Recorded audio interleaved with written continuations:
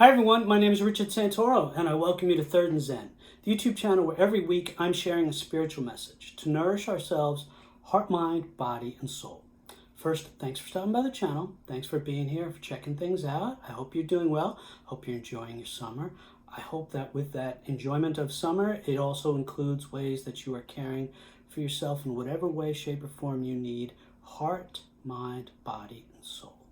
Again, thanks for stopping by the channel. If you feel like supporting the channel by liking the video, subscribing to the channel, sharing all this stuff, I appreciate it. But either way, I thank you for being here. Thanks for popping in. With that being said, let's take a nice deep breath. Taking a breath signals to the brain to relax, to take it easy. And give yourself permission to do exactly that, to just be still. Be here in the moment. Be as present as we can be. Take another breath. Pardon me.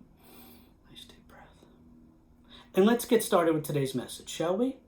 So what I want to do today with today's message, I want to tell you about how I came to this message while also simultaneously sharing the actual message. They'll kind of walk hand in hand, go hand in hand. So what happened was recently I was taking a walk at the Arboretum, and in my walk I came across this large tree that the branches, the tree had grown so large, and down at the bottom was a huge tree that it was blocking, it had grown so large that it had blocked part of the paved walkway that was there, and you could see that, you know, as the tree covers the walkway, it had caused a new walkway on the grass. You could see that it had caused this walkway, and in doing so and in seeing this, it made me think of the concept known as a desire path. A desire path, which when I had first heard about this, when I first read about this some time ago, it always fascinated me. It always intrigued me, and in some ways it always just really inspired me in this unique way. So let's just pause for a moment here, and then we'll get back to the journey at the Arboretum and the message. And this is part of the message, of course. So what is a desire path? What exactly is that, if we haven't heard of that? It has many, many names. It's also known as a game trail. It's known as a social trail, a herd path. It's got plenty of other titles. I'm not going to list them all. Basically, in its essence, it's an unplanned trail, or an unplanned path that's created by people, by animals, by humans, by herds, by whatever, but by travelers as a path of consequence, of consequential need. It's a path created simply by need.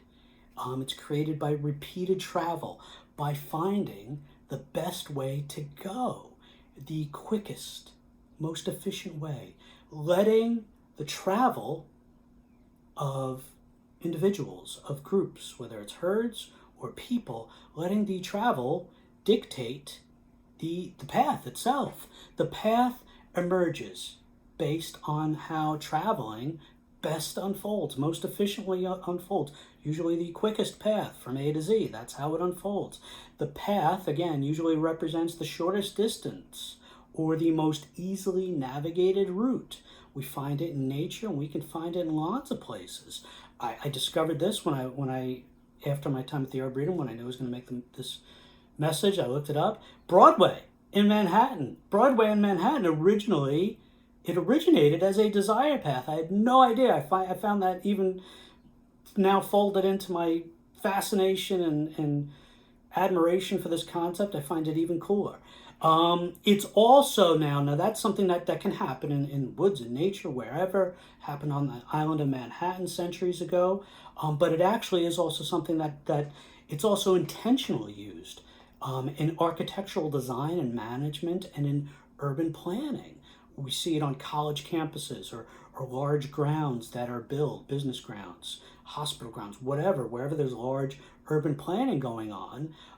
Rather than create a path first, they'll build everything they build, but then they have the patience to let the flow of travel, traffic, walking, bike riding, whatever, dictate the path itself. It's a really wise approach. It's so cool that it's not about rushing ahead, but letting the natural flow of things unfold and dictate how to best proceed. You can see it. Part of why I love it. I think it's so cool. It's fascinating to me in its sociological nature and how it speaks so much to our and other living beings, are the relationship with our world around us, and how to be in wise communion with the world around us. So that's a desire path. That's what that is. And with all that context, now that we're on the same page and we know what that is, this is what I'm thinking about at this moment as I'm walking through the arboretum, and I see this tree covering the sidewalk, and it's created a new desire path next to the sidewalk and around the branches. Now, again, some more context. Like I said, I'm at the arboretum, and it's an absolutely stunning, lovely summer morning, and I'm enjoying it. Now, as I've mentioned previously here on this channel and in my time at the pulpit, I go to this arboretum. It's one of a few nature spots that I go to that I love so much, and I go there for holistic well-being, for the well-being of my heart, mind, body, and soul. It's connecting with nature, it's caring for myself, and for me personally, it is also connecting with the divine. It's all of that. Holistic, it's all of that for me.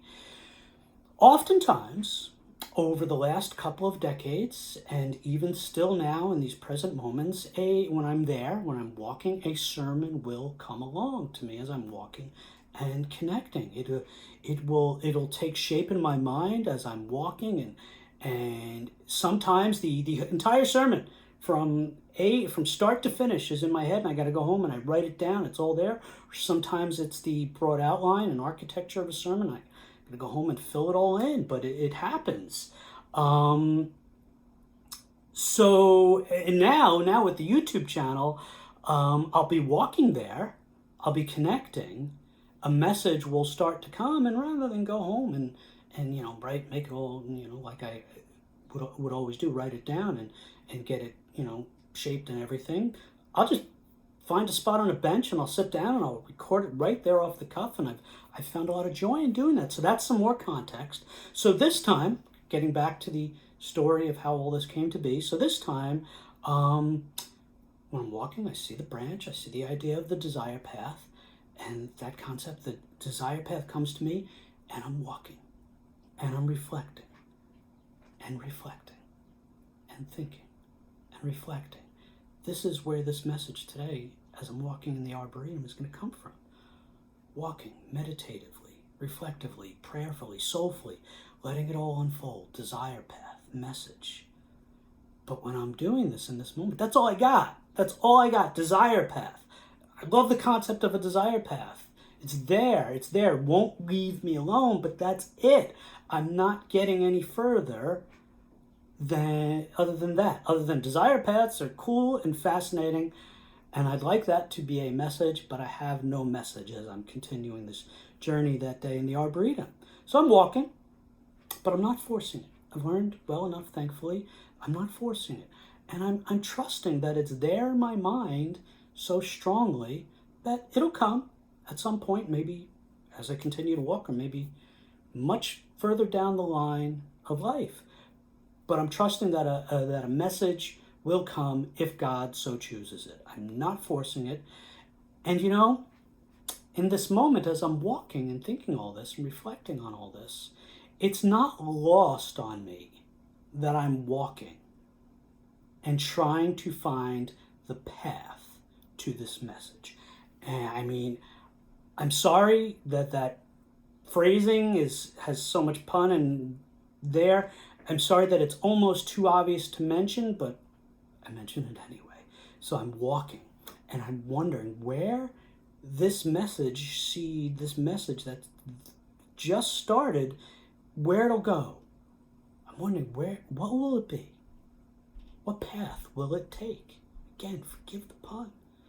So I'm walking, and I decide to, as I do frequently in the Arboretum, I walk and I sit, I walk and I sit. So I take a spot on a bench to sit, to rest, to breathe, just be still. Where do I want to go? I start thinking, reflecting. Where do I want this message to go? Where does God want me to take this message? Where does God want me to take this path? Or what path does God want me to take with this? I'm thinking, where does God want me to go with this? Where does God want me to go? I'm sitting there thinking, where does God want me to go? Where does God want us to go? Where does God want us to go? Where does God want us to go? And there it is. I'm sitting on this bench and there it is. After I stop journeying, but I'm sitting and thinking, there it is. There's the message. It hits me, that eureka moment, that epiphany, that enlightenment moment of, there it is. Where does God want us to go? Plain and simple. And in relation to the topic that I fell so in love with in that moment at the Arboretum, what desire path are we treading as a people, as a group, as a herd, as community? What desire path are we creating? What path are we opening up as people, as society, as the herd? And a desire path, also keep in mind, I didn't mention this with the definition, but a desire path is also about where we don't tread, where we aren't going. The desire path I mentioned earlier was about not walking into these giant tree branches. That's what desire paths are. They're about where we're going, but also about where we're not treading, where we're not going. So again, where are we going? Where do we not want to go? And where are we not going? So there it is. That's what came to me as I'm sitting on this bench. As I sit there in the Arboretum on this beautiful summer morning and I reflect on this message and where I want this message to go. It's about where we are going. What path or paths are we creating? That's my message. That's my message today. That's my message right now, here in this present moment. But going back to that moment in the Arboretum, here's what's really cool, or what I found really cool, and I hope you get on board with it. So I was sitting on the bench, and that's where I had the moment where the Spirit revealed it to me and said, this is what your message is going to be. So as I get up from the bench and I start to walk some more, reflecting on where this message is going, some more context for us about my journeys through this Arboretum. When I go to the Arboretum, I generally stick to the same area of the Arboretum that I enjoy. I know it. I love it. I kind of follow the same pattern of walking, sometimes with some changes here and there, but it's always, my time there is always spent in the same large section of the Arboretum and kind of ignoring other sections of the Arboretum. This moment, though, when I got up from the bench, I'm kind of at the edge, kind of at the border of the one area, my area that I stay in, and bordering on another area, which I really don't tend to walk or tread because it's always been a little, I don't know, maybe too woodsy for me. I don't want to get in there. The bugs, it's not as gardeny, which I like. But as I get up from my bench with this new aforementioned aspect of my message unfolding, where are we going? Where are we treading? Where do we want to go? What paths or path are we creating? As I get up from the bench, I opt to now head over into this area that I don't normally ever go to. And I'll be honest with you, I was amazed at how gorgeous it now has become. That is one of the things that I love about this Arboretum, that they are always beautifying it. They are always caring for it in such thoughtful and mindful ways, and creating new areas, creating new paths. And that's what this new area, for me at least, is. It was gorgeous. It's now a lovely path created for those of us who go to this Arboretum and go to these grounds to enjoy it and revel in it and connect with nature in it. And these paths, and in that moment, as I'm enjoying this new path that I normally had avoided, but it's now there and I see it, I love it, And it hits me. Another aspect of this message hits me as I'm journeying. There are those who create the path. And then there are those who come to it after it's been created. You follow me? There are those who create the path. And then there are those who come later to the path after it's been created. And that's the next path of this message, so to speak. What paths are we leaving behind for others to tread through? What paths are we leading for others? What paths is this society, this herd, this groups leaving? What desire paths? What social trails are we leaving? What are we leaving for those who come behind us? I mean, trailblazer is a term for a reason. And are we mindful and cognizant as individuals and as a society and as various pockets or groups within society, be it businesses, religious groups, religions, denominations, political leaders, political parties, other groups that form and do and shape and affect and so on? Are we mindful of the paths that we are opening up due to frequent treading, and the paths that we are not opening up due to intentional avoidance? When people come along, will they find that we have left paths of love, kindness, assistance, care, empathy, understanding, tolerance, coexistence, fellowship, acceptance, healing, comfort, hope? Or will they find the opposite of those Christ-like embraces and attributes and societal desire paths that Christ and his teachings and his model and his examples sought so passionately and so fervently to create in this world?